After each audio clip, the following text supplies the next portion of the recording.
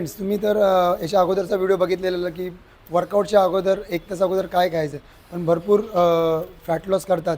त्यांचा मेसेज आलेत मला की सर आम्ही एवढं खाल्लं तर आमचं वेट गेन नाही होणार का? तर मी त्यांच्यावर तुम्ही हे खाऊनसुद्धा तुमचं वेट कमी करू शकता. तुम्ही ब्रेड समजा गेनिंग करत असणार तेव्हा एक 4 ते 5 ब्रेड खात असेल, तर तुम्ही वेट लॉस करत असणार किंवा फॅट लॉस करत असणार तेव्हा 1 ते 2 स्लाईस घ्या. पीनट बटर तुम्ही 2 ते 3 चमच खात असाल तर 1 ते 2 चमच घ्या.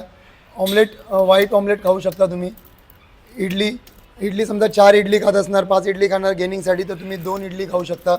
तसंच उपमामध्ये पण तुम्ही क्वांटिटी कमी करून, पोह्यामध्ये क्वांटिटी कमी करून खाऊ शकता. त्याचबरोबर ओट्ससुद्धा तुम्ही काउंट करून खाऊ शकता. समजा गेनिंग करायचं असेल तर तुम्ही 100 ग्राम ओट्स घेतले आणि तुम्हाला जर फॅट लॉस करायचं असेल तुम्ही 50 ग्रॅम ओट्स खाऊ शकता.